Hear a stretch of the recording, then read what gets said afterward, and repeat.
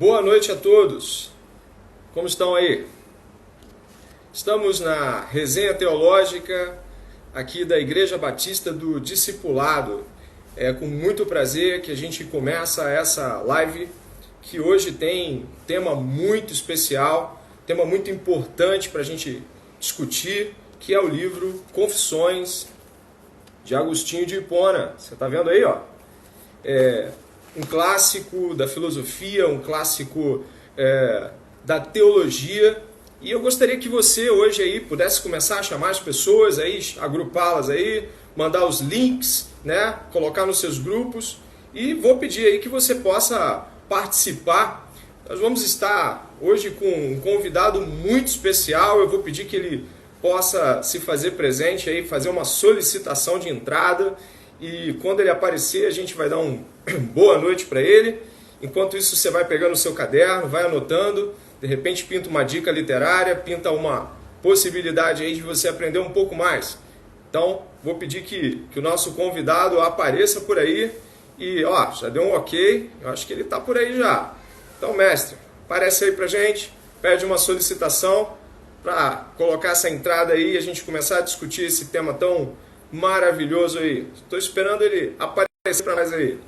Enquanto isso, nós estamos com outros vídeos importantes lá no canal da igreja, e vou pedir que você possa ir na direção do canal do YouTube da igreja e então aí vai aparecer. Vamos ver quem é que está aguardando aí esse momento com a gente aí.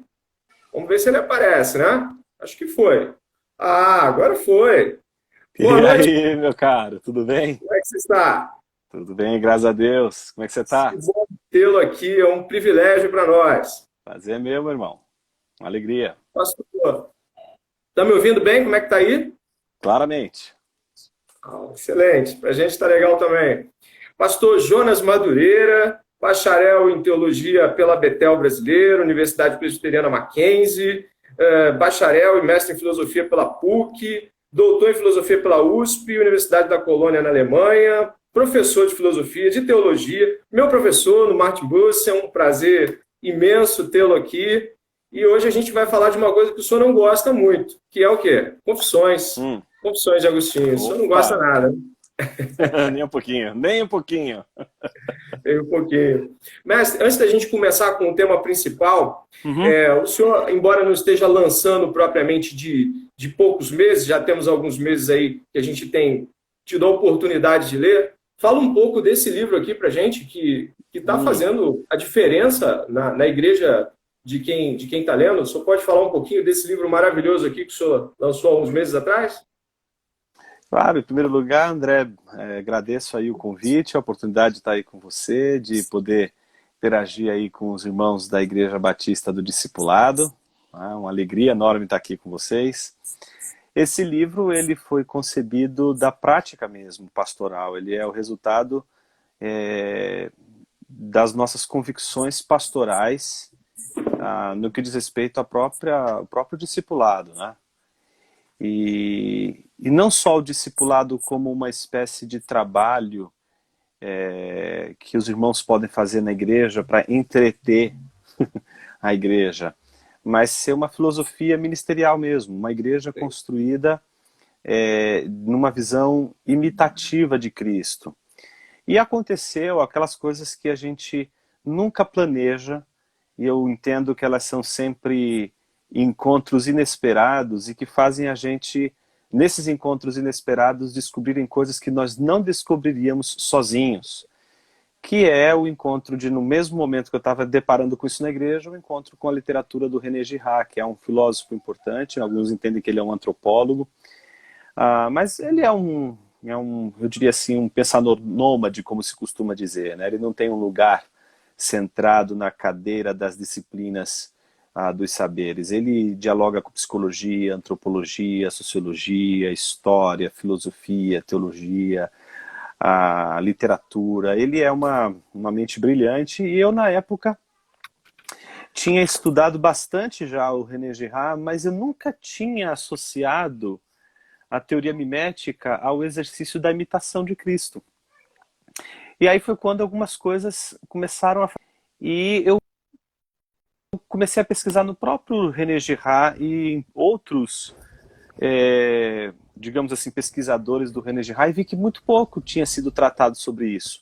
Mas o René Girard já tinha feito isso em 1967, se não me falha a memória, 67, se não me falha a memória, quando ele publica Mentira Romântica e Verdade Romanesca. Ali nos primeiros capítulos ele faz uma comparação da teoria mimética com o discipulado, essa capacidade de imitação de Cristo, vivenciada hoje pela Igreja, por meio da pregação apostólica que foi herdada.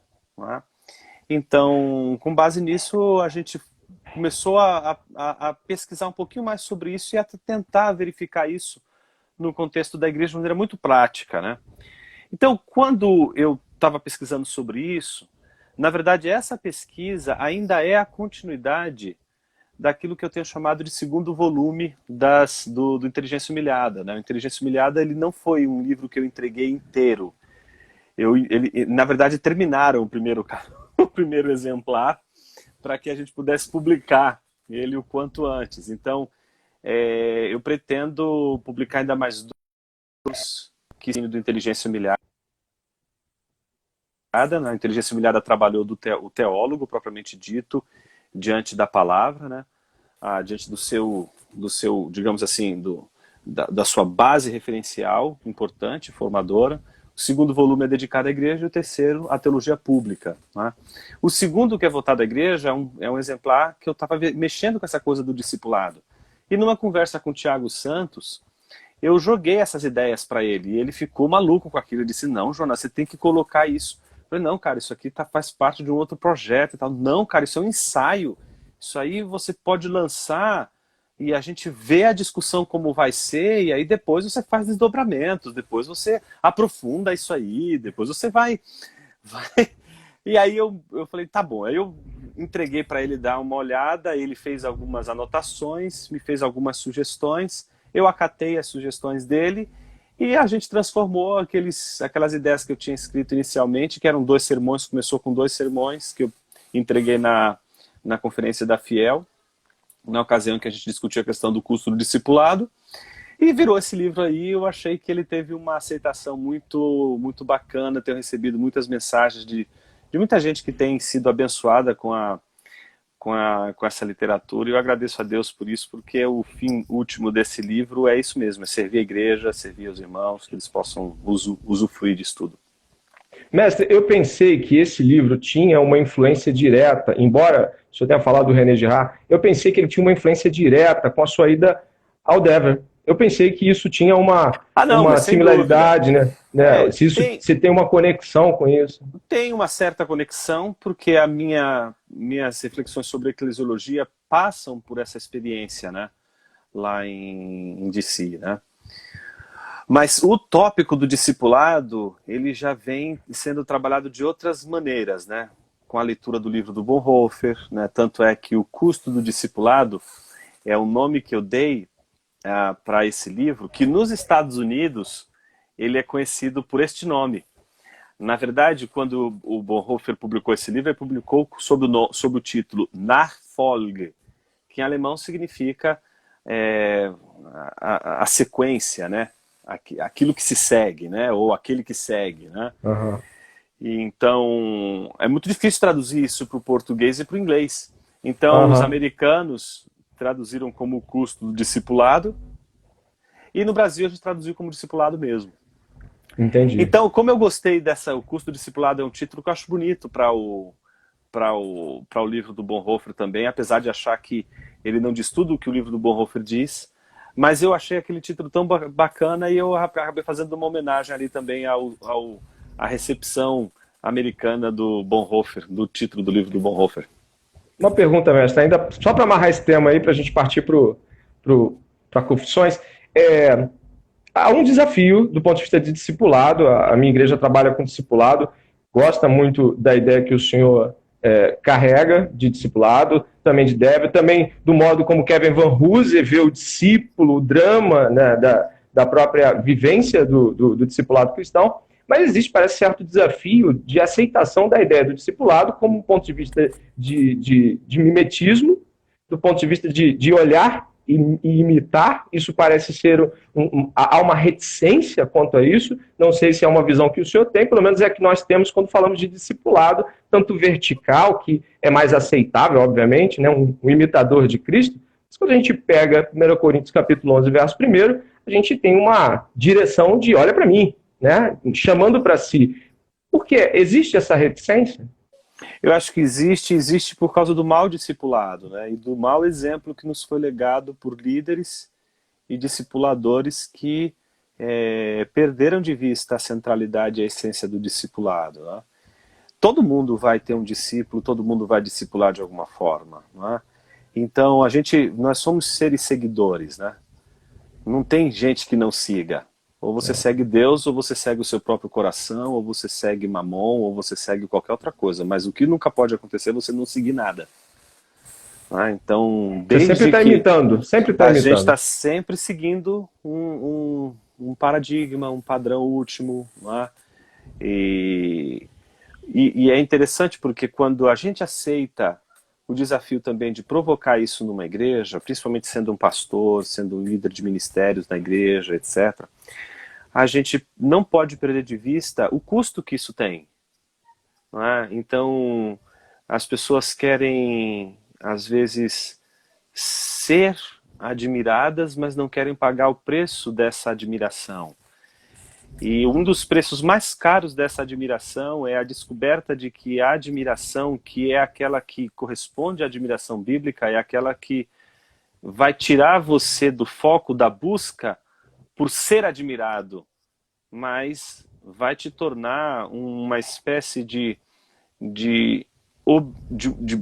vai te fazer ter uma busca obsessiva para que as pessoas admirem o que você admira. Mais do que a si mesmo. É uma tentativa de, com a sua própria vida, dizer, gente, olha o que eu encontrei, que é maravilhoso, que é tão precioso, que vale mais do que minha própria vida. Venham ver isso. Então, quem não tem nada que seja mais precioso do que sua vida, só vai mostrar a sua própria vida. E aí é uma vida miserável. Verdade. Porque vai mostrar sempre aquilo que as pessoas podem até admirar, pela sua grandiosidade, etc. Mas não tem nada que fique grandioso quando colocado ao lado da cruz de Cristo Jesus. Tudo fica muito pequeno. Então a gente precisa encontrar algo grandioso, e esse algo grandioso é Cristo. Então o discipulador é aquele que é admirável quanto mais ele é capaz de fazer as pessoas se encantarem por Jesus, se encantarem pela igreja, se encantarem pelas coisas de Deus, se encantarem pela palavra, se encantarem pelos gestos de Deus na sua criação, no seu agir. Então, quanto mais a gente for capaz de inspirar pessoas a olharem para além de nós, elas vão nos admirar pelos motivos certos e não pelos motivos errados. Então, é aí que a gente tem que tomar cuidado, e nem sempre a gente consegue saber disso, discernir isso de uma maneira muito, muito precisa. Daí a gente não poder andar sozinho. A gente precisa de gente do nosso lado, gente que possa nos exortar também quando a gente estiver com a íbris acesa e querendo trazer para nós mesmos a direção de tudo aquilo que a gente está, de alguma forma, fazendo. Então, a síndrome de Lúcifer, ela está no nosso coração, está no coração de todos os cristãos, de todas as pessoas. Então, não tem como a gente quebrar isso, fugir, evitar esse tipo de luta. E, ao mesmo tempo, manter aquilo que o senhor fala aqui, que é se manter como um lírio do campo. Né? Exatamente. Ainda que admirável como cristão, imitável, anônimo e crescendo no anonimato. Né? Exatamente, é isso aí. Beleza, beleza. Bom, vamos entrar então no banquete dessa noite, né? Que o senhor sempre nos traz aí. Eu tive a oportunidade de ter aula com o senhor de propedêutica no Martin Bucer. E eu acho que todo mundo, né? Metade da sala chorou, a outra metade queria ir embora, sair pela janela. E aquele movimento todo que gerou confissões naquela aula, realmente questionou a todos nós. E trazer esse tema aqui certamente é um deleite para o Senhor e um aprendizado para nós. Mas antes de entrar diretamente em confissões, como é que se deu essa sua aproximação com Agostinho? Ela foi pelo viés teológico ou viés filosófico? Ela foi pelos dois vieses, né? Porque Agostinho, ele é filósofo e ele é teólogo, né? Essas coisas não se separam, não se separa a pergunta da resposta. elas quando ficam distantes, elas perdem o seu próprio sentido. Uma resposta sem uma pergunta, a gente não entende muito bem, tanto quanto a pergunta sem a resposta. Então a filosofia e a teologia devem andar juntas. Eu não entendo que a filosofia e a teologia devam ser hierarquizadas. Eu entendo que a filosofia e a teologia são como a fé e a razão. No momento em que a gente faz uma escolha entre uma e outra, a gente entra num falso dilema, como se fosse possível escolher entre uma coisa e outra, como se não tivesse uma possibilidade de ter as duas. Então, basicamente, a escolha entre fé e razão, quando as pessoas nos colocam essas escolhas, elas nos colocam a partir de um falso dilema, que é do tipo, você tem que escolher entre fé e razão. Não tem que escolher entre fé e razão, eu quero as duas coisas. Por que eu tenho que escolher entre teologia e filosofia? Não tenho que escolher entre teologia e filosofia, eu quero as duas coisas. E Agostinho, ele me chama bastante atenção porque ele é a síntese disso tudo. Ele é um excelente filósofo e um excelente pregador, um excelente pastor, um excelente teólogo. Então eu fui até as confissões pelos dois motivos, porque as confissões, ao mesmo tempo que trata do trajeto filosófico de formação do erudito que é Agostinho, ele também é um tratado pessoal, autobiográfico, se a gente pudesse dizer assim, de alguém em busca de Deus, de entendimento de Deus, do conhecimento de Deus. Então é alguém que busca sabedoria e descobre que a sabedoria, ela é o próprio Deus. Então a filosofia, se ela é amor pela sabedoria, ela é o amor por Deus. Um filósofo, se é o amante do saber, ele tem que amar a Deus, porque não existe nada que possa ser a sabedoria senão o próprio Deus.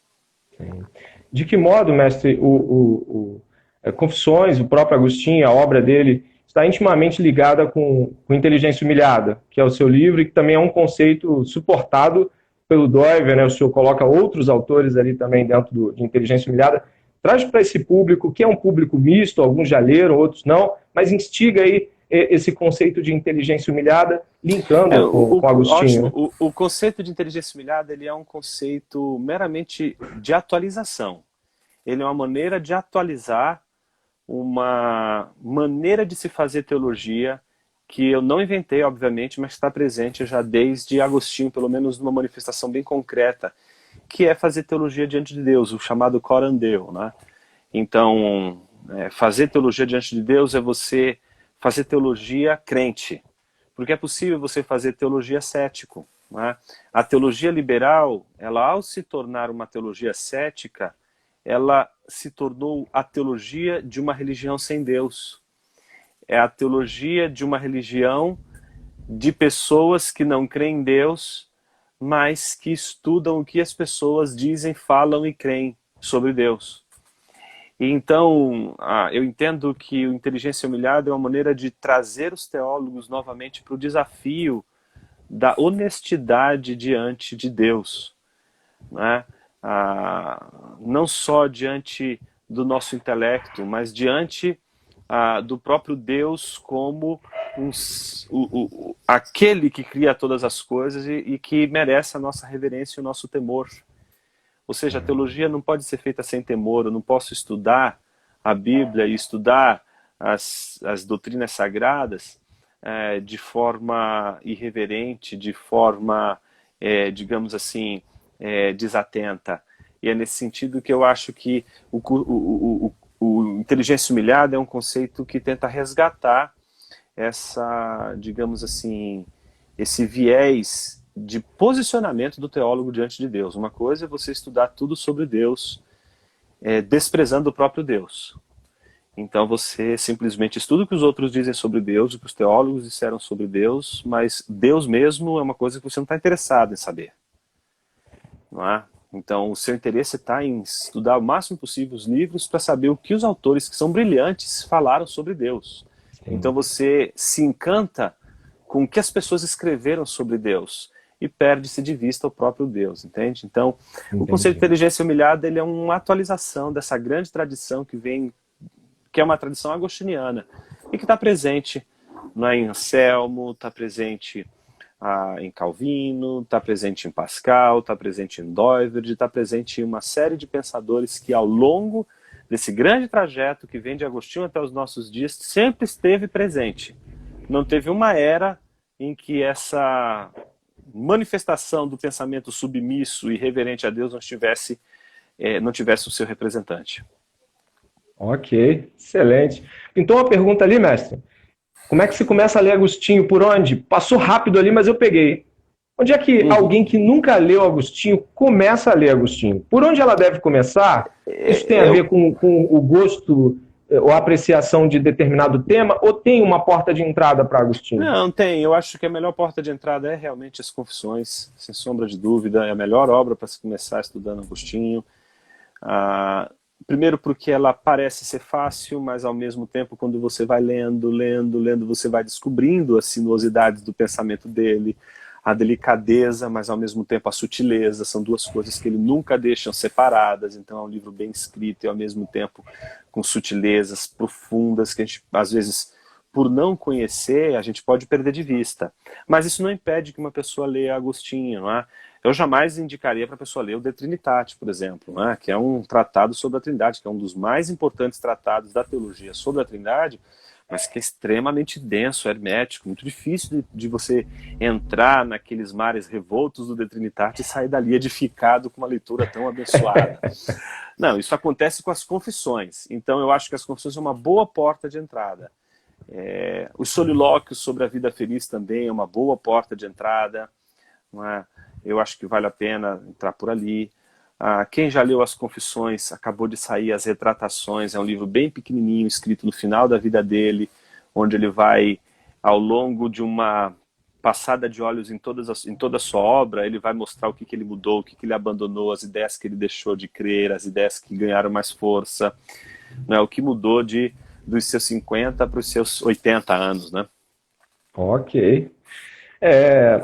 Eu pedi para o senhor antes para fazer uma pequena linha de contato de Agostinho, não é pegar o Confissões e contar a história toda, mas trazer a esse público que está talvez ouvindo pela primeira vez sobre Agostinho de Hipona, talvez ouvindo pela primeira vez sobre Confissões, o que não é difícil, não. O senhor sabe disso. Muitas vezes, claro, no meio do cristão, a gente pensa que as pessoas conhecem, mas não tem, às vezes, a oportunidade de entender ou conhecer. Eu posso trazer um fiozinho histórico para ele aí? Claro. As Confissões, elas foram escritas por Santo Agostinho com aproximadamente 50 anos de idade. Ele já é bispo de Hipona, já está na África, portanto, já tem uma reputação, né, a defender. Ele escreve no momento de crise, obviamente, uma crise espiritual profunda, e ele faz aquilo que, em geral, se costuma fazer quando se chega à meia-idade, né, que é a tal da revisão de vida. Quando o sujeito com 40, 50 anos de idade começa a revisar a sua vida, a sua história de vida, o seu caminho. Ele sabe que algumas escolhas foram feitas e elas já definiram a sua identidade de uma maneira muito precisa, e agora ele não tem mais como voltar em alguns outros caminhos. Ele vai ter que lidar com essas escolhas feitas e ele vai ter que ressignificá-las de alguma forma. Então, por isso que se faz revisão de vida nesse momento, para saber se tudo aquilo que a gente fez até então se a gente está no caminho certo e se a gente está no caminho errado, se dá tempo de a gente corrigir algumas coisas que a gente fez de errado, etc. Aliás, tem um livro bem bacana do Paul Tripp que me veio à memória agora, acho que Perdido no Meio, se me falha a memória, ele está ali em cima, é isso mesmo, Perdido no Meio, do Paul Tripp. É um livro bem bacana, vai bem nessa linha de raciocínio. Se alguém quer entender um pouco o coração de Agostinho nessa época, ele se assemelha muito a essa noção aí que o Paul Tripp levanta de meia-idade. Então ele escreve fazendo uma revisão de vida. Daí o livro Confissões ser um livro dividido em 13 livros, né? Os 10 primeiros livros, eles tratam digamos assim, da vida do próprio Agostinho, né? Do 1 ao 9 ele diz o que ele era. Então você vai ver a história de Agostinho, de todo o caminho dele, quando ele nasceu, de onde ele veio, para onde ele está indo, as coisas que vão acontecendo ao longo do caminho, até a conversão dele. Quando chega na conversão dele, você tem aí, né, uma experiência de entendimento do Evangelho, ele vai mostrando ele vai fazendo uma leitura já de como ele fez o entendimento do passado à luz da conversão, até chegar o livro 10, que é uma virada importante. Alguns entendem, por exemplo, esqueci agora o nome de um comentador muito, Brachtendorff. Brachtendorff, ele escreve um comentário das Confissões de Santo Agostinho, tem traduzido isso para o português, chama-se As Confissões, e o autor é Brachtendorff. E o Brachtendorff, ele diz que o livro 10 ele é muito difícil de você entender se ele é o desfecho ou se ele é o começo da segunda parte das Confissões. Ele é muito difícil de a gente determinar o que ele é, porque depois de tudo aquilo que você aprende sobre a vida de Agostinho, ele diz sobre quem ele é, etc., o livro 10, ele não está mais fazendo uma descrição do passado, mas de quem ele é agora.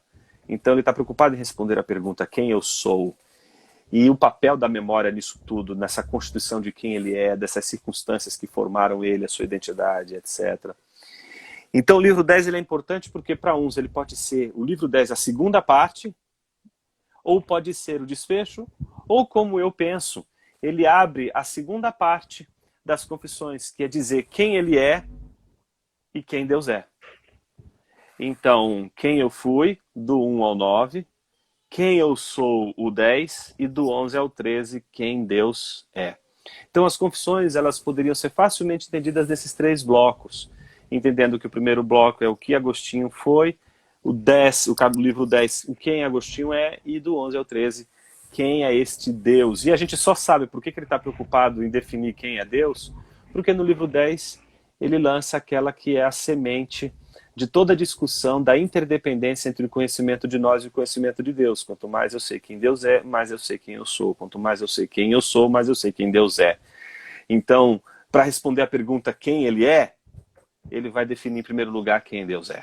E é assim que ele termina o livro. Nesse ponto aí, mestre, eu queria levantar aquela bola que o senhor levantou para a gente em aula, e até lendo aquele trecho importante, onde Agostinho fala aqui no começo do livro 10, Senhor, tu me conheces, permite-me conhecer-te. Permite-me que te conheça plenamente, da mesma forma como sou plenamente conhecido. E aí o senhor trabalhou com a gente em 1 Coríntios, né, capítulo 13. Eu queria que o senhor pudesse falar um pouco sobre essa ideia do conhecimento mediado. O conhecimento, como o senhor usou ali o espelho, para nós na sala de aula, eu sei que a gente está relembrando aqui um trecho, mas se o senhor pudesse trazer, eu acho que é significativa importância para essa compreensão. Claro. Agostinho, ele leva a sério essa passagem das Escrituras, ao ponto de entender que todo o conhecimento que a gente tem de Deus agora, no estado de vida presente, é um conhecimento mediado. Ninguém pode conhecer Deus de forma direta. Todos nós conhecemos Deus por mediações. E existem 2 claras mediações. Uma é a própria natureza e outra as Escrituras. A natureza é aquela em que Agostinho, no livro 10, no capítulo 6, ele vai dizer que perscrutou a natureza e disse, quem me criou? E a natureza responde em alto e bom som, não fomos nós que te criou, procura-o acima de nós. Então, a criação só pode dizer para a gente que há um Deus, mas não pode dizer quem é esse Deus. É uma mediação, a gente chamaria em teologia de apofática, negativa de Deus, porque não diz o que Deus é, mas o que ele não é. A criação diz, procura, não somos o teu Deus, procura-o acima de nós. Por outro lado, existe uma outra mediação, e essa mediação é a mediação escriturística, é a mediação por conta das Escrituras. É por meio dela que a gente acessa quem Deus é. Ele é o nosso espelho para a gente poder enxergar Deus, ela é a mediação. Não é? Essa mediação pelo que a gente tem das Escrituras para o conhecimento de Deus, ela é que nos aponta para a mediação encarnada de Deus. Uma coisa é a mediação proposicional de Deus, que é a Escritura, outra coisa é a mediação encarnada de Deus, que é Cristo. O problema é que ninguém consegue acessar Deus pela mediação encarnada de Cristo, se não for pela Escritura, porque não temos acesso ao corpo de Cristo, do Cristo encarnado, não acessamos Ele como um ser encarnado entre nós, Ele está em carne, glorificado, à destra de Deus. O corpo dele não será achado em nenhum espaço deste mundo, porque este corpo, o corpo do Cristo, que foi morto naquela cruz, não está naquele sepulcro, mas está à destra de Deus. Então nos sobrou o quê? O testemunho deste corpo. E o testemunho desse corpo são os evangelhos. É a Sagrada Escritura. Por isso a Escritura se torna a grande mediadora de quem Deus é. Por que ela se torna a grande mediadora de quem Deus é? Porque a natureza, ela nos oferece um conhecimento negativo de Deus. E, portanto, só diz que há Deus, mas não quem Deus é. A natureza nunca vai dizer que Deus é o Pai de nosso Senhor Jesus Cristo e que o Pai e o Filho nos legaram o Espírito Santo para estar conosco até a sua segunda vinda. Não, a gente só sabe disso por causa das Escrituras. É a Escritura que nos dá o RG de Deus. A natureza só dá para a gente o vestígio de Deus. A pegada de Deus é a natureza. Mas o documento de identidade de Deus é Jesus Cristo. Jesus Cristo é a fotografia, digamos assim, de Deus.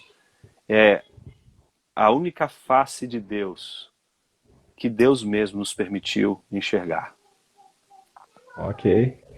Eu havia feito uma pergunta para o senhor na sua aula, e ela era sobre o aspecto ontológico da mediação, e se ele, de fato, era uma experiência pós-queda, a necessidade da queda, houve uma ruptura, um lapso, então eu não posso mais me relacionar diretamente, ou se a mediação é um aspecto ontológico da própria Trindade. Deus nos ama por intermédio de seu Filho. Seu Filho nos ama por intermédio do Espírito. A gente lê a Escritura, mas se não tiver o Espírito Santo, não tem Jesus, né? Então, a minha pergunta é se esse aspecto medianeiro, que parece perpassar por todas as esferas de relação, desde a Escritura até o Espírito, até Jesus, até o Pai, se isso é algo pós-queda, de uma necessidade nossa de mediação, ou se isso é traço fundamental ontológico da natureza trinitária. Eu vou usar os mesmos termos que você usou, é o traço ontológico da natureza trinitária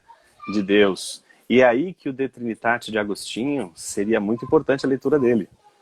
Porque é isso que Agostinho diz. Agostinho diz que a Trindade está presente no mundo como as cores e as pinceladas de um pintor está no seu quadro.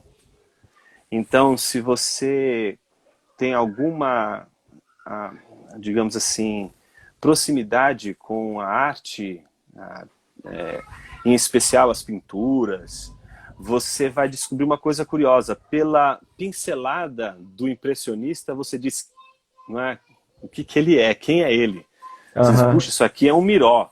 Não, isso aqui, cara, esse traçado aqui é do Renoir, não tem nada a ver, isso aqui é outra coisa, você está viajando. Outra escola, né? Outra escola. Porque o traçado do pintor está presente na sua obra. Então, o caráter trinitário de Deus não poderia estar ausente da sua obra. Daí a ideia de Agostinho pensar de uma maneira triperspectiva, né, digamos assim, a realidade, né? Tudo ele vê em três, tudo ele vê numa tripla manifestação. Então ele sempre vai encontrar no mundo esse tripé, ele sempre vai encontrar o Pai, o Filho e o elo do amor entre o Pai e o Filho, que é o Espírito sempre ali unindo o Pai e o Filho, e os três nessa pericorese, nessa dança de louvor mútuo, presente em toda a criação, plasmada em toda a criação. Só que o que é curioso, eu acho que esse não é o passo que Agostinho deu. Esse é o passo que nós hoje damos.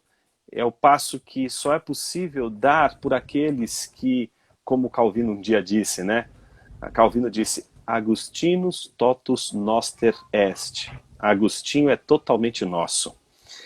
Porque eu acho que Calvino tem razão quando ele diz que são os reformadores e essa igreja que se reforma a que conseguiu levar até as últimas consequências as ideias de Agostinho, porque a Trindade só pode ser entendida no mundo se eu souber, em primeiro lugar, pelas Escrituras, que o Deus que está revelado no mundo é o Deus Trino. Eu não sei que Deus é trino olhando para a natureza. Eu sei que Deus é trino porque eu li as Escrituras. E aí eu testifico Deus trino nas Escrituras.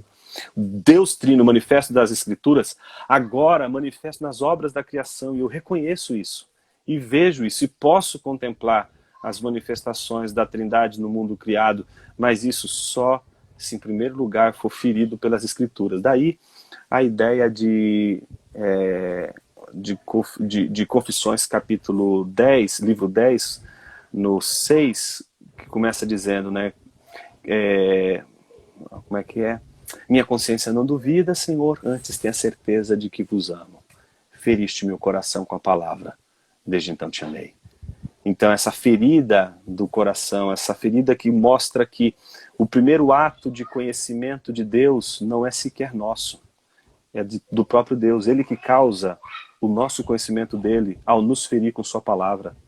Ou seja, se alguém conhece a Deus, esse alguém só conhece porque Deus quer que esse alguém o conheça. É como Agostinho vai dizer, que lugar a gente poderia se enfiar que ele não nos encontrasse? Mas e se ele resolvesse se esconder de nós? Quem de nós o acharia? Verdade, é verdade. Mestre, quando o senhor começou o argumento hoje sobre Agostinho, começou a falar para nós sobre Agostinho, o senhor disse que era uma espécie de biografia. Uhum. A gente conhece biografias hoje onde aquele que narra, ou é autobiográfico, ou outra pessoa escrevendo, ele sempre dispõe as coisas de tal maneira que sou eu que estou lendo. Isso é para mim. Claro. Em Confissões a coisa muda, vai para a segunda pessoa, é com Deus. De que modo fazer uma biografia em segunda pessoa e tendo Deus como alvo, de que modo isso é diferente para nós que estamos acostumados com outros tipos de biografia e de que modo isso é fazer teológico?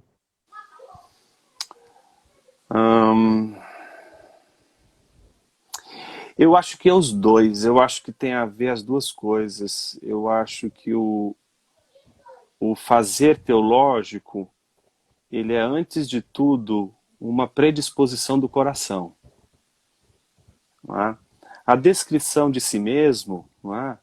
A busca de si mesmo, ou a explicação de quem nós somos, ela pode ser privada, digamos assim, do conhecimento teológico, que empobrece muito a nossa visão de nós mesmos. Então eu entendo que Agostinho ele não está dicotomizando isso, ele está lidando com essas coisas todas. E a própria confissão é esse movimento de leitura de si mesmo por um viés teológico. Agostinho ele é bacana porque ele ensina a gente a processar o mundo teologicamente. Então o mundo de diversas formas. Eu posso ler o mundo com a lente do cientificismo, e hoje a gente está com uma lente cientificista mais do que nunca, porque diante do desespero, o secularismo não consegue mais acreditar em Deus. Então os deuses do secularismo, por exemplo, a ciência, pode se manifestar como a última salvadora da pátria, e a nossa confiança toda está na ciência e etc. E, enfim, a gente pode fazer uma leitura do mundo, uma leitura cientificista do mundo. A pergunta é se esse mundo lido de forma cientificista não nos sufocaria. Não é? Porque nos parece que, como os próprios estudantes aí de cosmovisão defendem, eu concordo com esse ponto, eu acho ele fundamental, James Sire diz isso, né? Nós não criamos visões de mundo simplesmente para enxergar o mundo. Nós criamos visões de mundo para habitar nesses mundos criados por nós. Então, a gente habita as visões de mundo que a gente tem. A gente não só habita o mundo real que a gente vive, mas a gente habita uma cosmovisão. E eu acho que ler a vida, ler tudo pelas lentes da teologia, processar o mundo teologicamente, é viver esse mundo recusando-se ler qualquer centímetro quadrado da existência humana sem a sua ligação com o Criador. Tudo, até Satã, está em relação a Deus. Nada está por si e sem alguma relação a Ele. tudo, absolutamente tudo, presta contas a Ele. Excelente, excelente. Vadislau Gomes fala em Prática do Aconselhamento Redentivo de que Deus é o ambiente onde nós vivemos. Quer Isso queira, aí. quer não. Eu Deus é acho que o ambiente disso tudo. Exato. É isso aí. Eu entendo que a teologia, ela caminha... A teologia corandeu é uma teologia que entende que o ambiente do teólogo é o próprio Deus.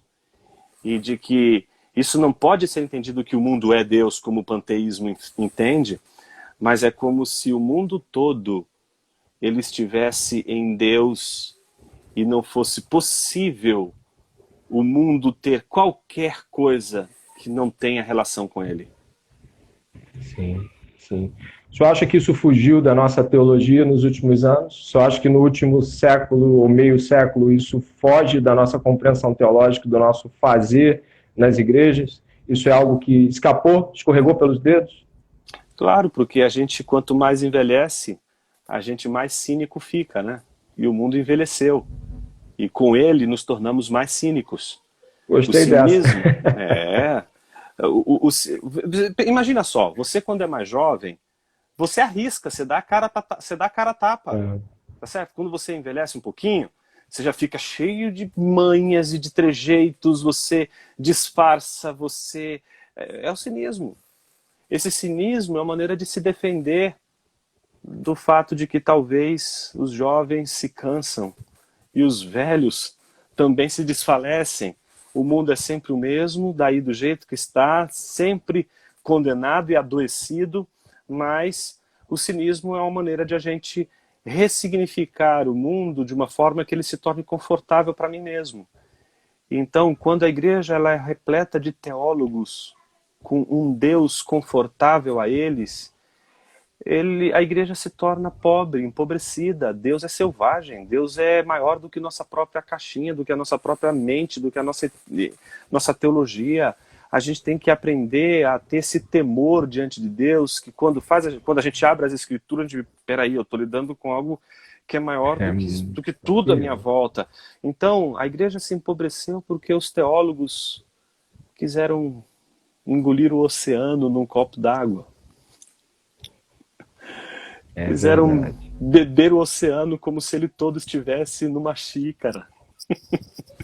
E Deus não vai, você não vai. Ele é o oceano, entende? Você pode se banhar nele, mas você não pode engolir o oceano. Ele te engole. Não é você que devora ele. Não é... E eu acho que a gente perdeu de vista a relação visceral com Deus. Imagina. Os teólogos têm vergonha. Eles são muito inteligentes.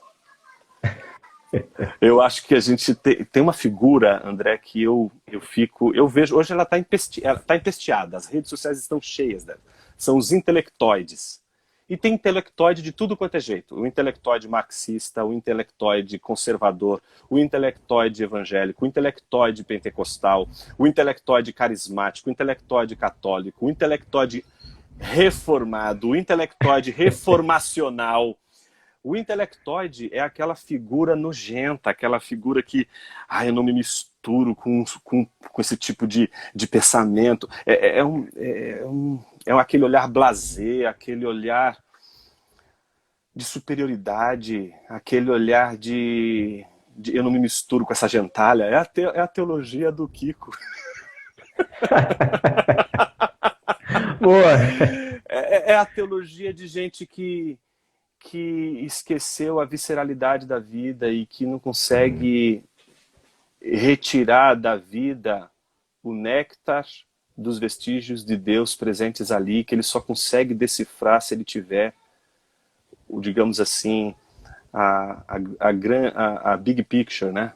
Você só vai montar o quebra-cabeça se você tiver a capa lá da imagem que você vai ter que montar. Se você jogar aquela capa do quebra-cabeça fora, você vai ficar sem saber como montar um quebra-cabeça de 10 mil peças, tá entendendo? Então, um teólogo que tenta cheirar o universo, sentir o aroma da vida, sem as escrituras, é como alguém que tenta montar um quebra-cabeça de 10 mil peças depois de ter jogado a caixa fora. Ótimo, muito boa. Tem 5 minutos, eu vou tentar 2. Vamos ver, vê se dá. Vai lá. O senhor costuma trabalhar o tema imaginação, e eu já vi isso em uma palestra sua sobre Calvino, e sobre o fato de que nós estamos tão imagéticos que perdemos a imaginação. Acho que é de alguns anos atrás, alguma coisa assim. Há uns 2 meses, o senhor também trabalhou uma palestra sobre imaginação, e trouxe argumentos de prédios e coisas desse tipo. E essa semana, ponto 3 aí para juntar, eu estava ouvindo sobre Agostinho, um ateu falando de Agostinho, ressaltando o modo como ele foi atraído a Confissões pela beleza de Confissões. Então, me parece que há um compromisso de Agostinho, não somente com o fato de jogar no ventilador, mas existe uma preocupação estética, uma preocupação corandeu, uma preocupação estética também com a disposição disso. O senhor acredita que a teologia precisa ser bela? Não. Não? Não. Eu acho que ela pode ser muito feia. E o que a gente precisa, não precisa ser belo. A gente pode se render diante de uma beleza que não nos salva. Mas só a feiura da cruz salva. Porque ela não tem beleza, ela não tem verdade, e ela não tem justiça no sentido da sua ação em si. Ela é pelo contrário, ela é a demonstração da feiura do nosso coração, a injustiça do nosso coração e a falsidade do nosso coração. Porque é a feiura do nosso coração, a injustiça do nosso coração e a falsidade do nosso coração. A justiça que é Cristo. Nós afrontamos a beleza do universo que é Cristo, colocando sobre a beleza uma coroa de espinhos. A gente ofendeu a verdade, a beleza e a justiça naquela cruz. Então eu entendo que a feiura, ela é uma coisa bem interessante, porque é como o Lewis disse, né? Se fosse pela estética, Homero é muito mais interessante de ler do que a Bíblia. Então, do ponto de vista da estética, existe beleza em autores que não são cristãos, por isso eu digo que eu me rendo diante da beleza. Se eu estiver diante de um autor que não é cristão, ele é um ateu, mas ele escreveu um romance belíssimo, ele glorifica a Deus e eu me rendo diante daquela beleza, mesmo não concordando com a maneira como ele vive a vida dele. Mas, uma pessoa que é tarada pelo belo, como ela poderia ser alcançada quando Deus se manifesta na feiura, na nossa feiura? Então eu acho que a gente tem que fazer um equilíbrio aí das forças e perceber que às vezes é a feiura daquela cruz que coloca em xeque nosso padrão estético. A gente o tempo todo tenta estetizar a cruz, tenta transformar a cruz numa cena bonita. Mas ela foi a cena mais horrorosa de toda a história da humanidade. Mas foi ali, naquela cena horrorosa, que Deus nos salvou. Ou seja, Deus não é, digamos assim, um intelectoide celestial que não se mistura com essa gentalha. Excelente. Ó, a gente está terminando, infelizmente. Muito bom, espero que tenha sido bom para o senhor também, para nós aqui, ó. Excelente. O pessoal está aí falando demais, não sei se a gente tenta de novo, se o senhor tiver um tempinho daqui a um mês, vamos tentar, né? Vai que conseguimos, mas muito obrigado. E gostaria de deixar que o senhor pudesse nos dar uma palavra aí de esperança para esse tempo tão difícil. A gente está aqui em quarentena no Rio de Janeiro, acredito que em São Paulo também. A coisa está no mesmo ponto, né? Trazer uma palavra de esperança aí que possa confortar a todos nós diante desse cenário desafiador. Claro. A gente está no mundo já adoecido e no mundo que já está condenado. Então, esse mundo tem prazo de validade, a gente já sabe disso tudo. A gente tem que aproveitar esses momentos difíceis para confiar em Deus, ouvir os sinais, ler a época, ler o momento que a gente está vivendo, porque eu não tenho dúvida de que tudo isso que está acontecendo é a mão de Deus, e essa mão está tocando todo mundo. Está tocando ímpio e justo.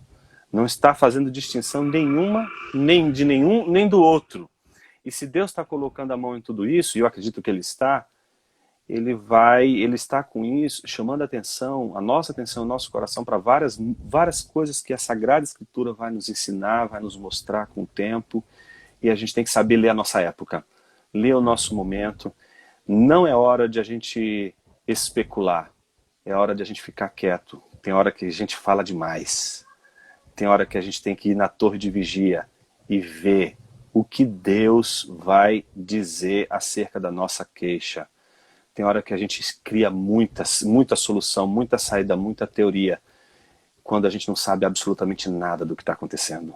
Meus irmãos, eu não sei nada do que está acontecendo, mas eu sei que Deus sabe. E nisso eu tento me confortar e confortar minha igreja, minha família e todos aqueles que estão à minha volta. Ele sabe, isso basta. Basta, sim. Muito obrigado. Eu que agradeço, um abraço aí para os irmãos da Igreja Batista do Discipulado, um prazer enorme compartilhar com vocês um pouquinho desse tempo. E é isso, até breve. Com Deus, mestre, obrigado. Tchau, tchau. Tchau, tchau. Beleza, gente? Está terminando aqui essa live. Ela vai entrar lá no nosso YouTube depois como vídeo. Foi um prazer tê-los aqui. Quinta-feira temos o nosso momento com a pregação no livro de Atos dos Apóstolos. Você é bem-vindo também a continuar conosco na quinta-feira. Dá um pulinho no canal da igreja lá no YouTube, Igreja Batista do Discipulado. Tem outros vídeos lá. Semana passada estivemos com o Eduardo Mano, estivemos com Vanessa Belmont, do Labri, e a gente está seguindo nessa jornada. O pastor Jonas nos abençoou muito hoje. Que Deus abençoe você também aí. Forte abraço. Tchau, tchau.